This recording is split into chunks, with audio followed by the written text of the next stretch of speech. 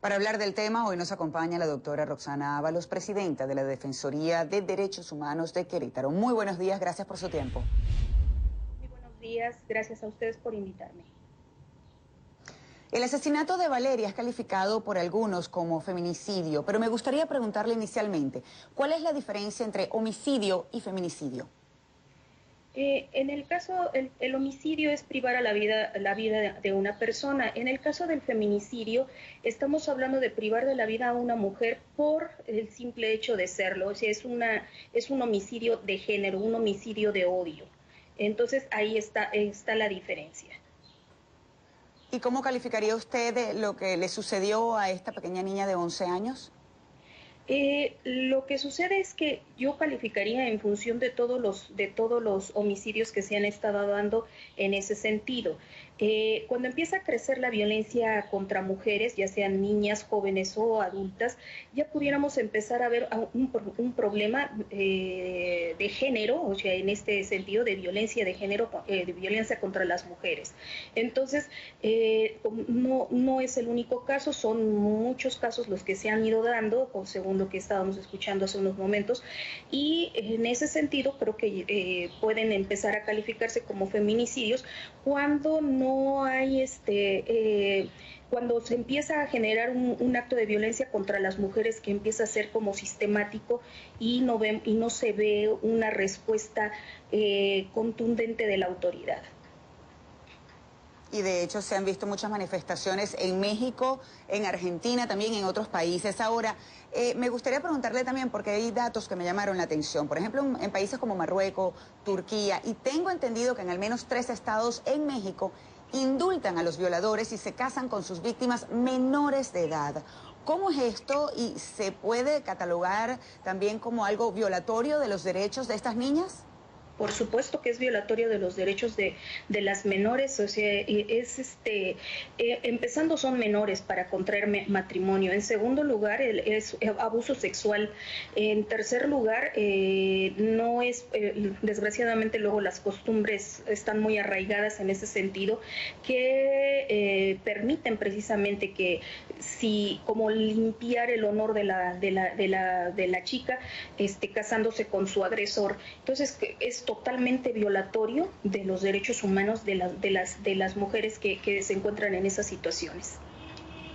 ¿Y qué se puede hacer para cambiar situaciones como esa? Porque es algo que pues es legal en 3 estados, en al menos 3 estados de México. ¿Cómo lograr que esto cambie? ¿Qué debe hacer también la sociedad para presionar de alguna forma a las autoridades? No solamente para que esto cambie, sino también para que se haga justicia en casos como el de Valeria. Definitivamente, o sea, aquí tendríamos varias circunstancias. En primer lugar, bueno, es presionar efectivamente a la autoridad para que cumpla con su trabajo. Las defensorías de derechos humanos como la de Querétaro, en la que yo presido, ese es nuestro trabajo. En un momento determinado se dan violaciones de derechos humanos y nuestra función es hacerlas patentes y en un momento dado indicar a la autoridad dónde está la violación y que se subsanen.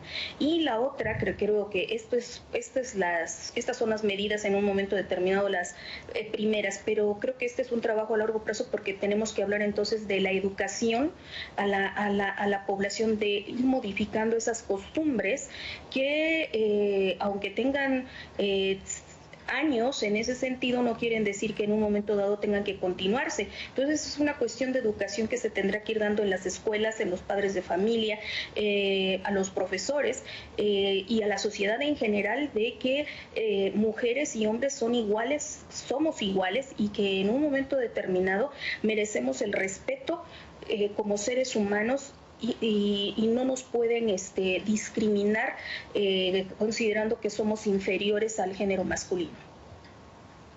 Y hablando justamente de respeto, ¿cómo está el respeto a los derechos humanos, no solamente en Querétaro, sino en México en general? Desgraciadamente sí hay violaciones graves de derechos humanos, sobre todo en los aspectos cuando estamos hablando, por ejemplo, en diversos aspectos. Hablamos, por ejemplo, de cuando en los ataques, en la lucha contra el crimen organizado, ahí se dan muchos aspectos de violaciones, sobre todo inclusive en las personas que no forman parte de y que son, dijéramos, víctimas indirectas.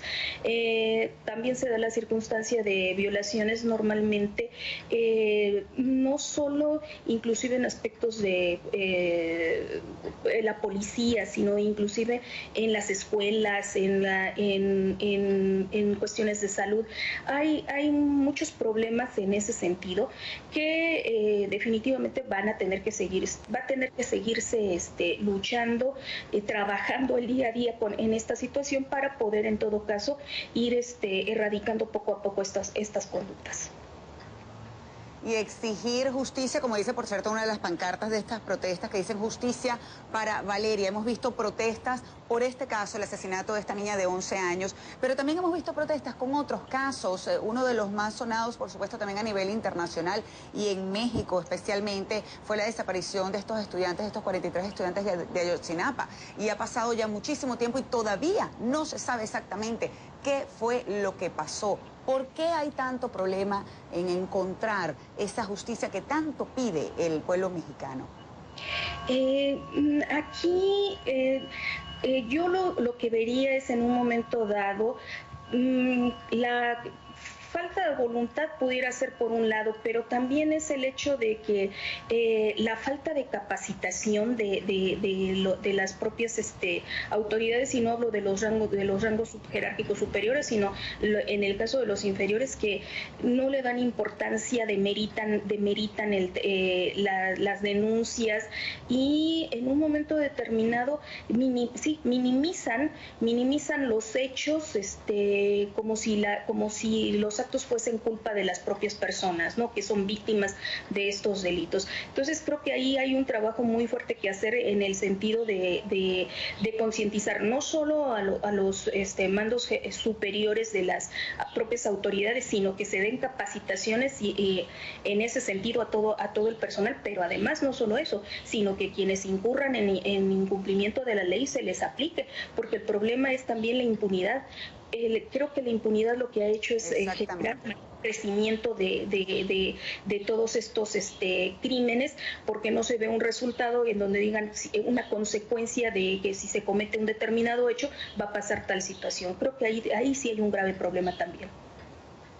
Y por eso es tan importante que sigamos como ciudadanos, y en este caso los mexicanos, exigiendo que se haga justicia y que no exista esa impunidad de la cual nos está hablando. Muchísimas gracias, doctora Roxana Ábalos, presidenta de la Defensoría de Derechos Humanos de Querétaro. Que tenga buen día. Gracias, igualmente. Buen día.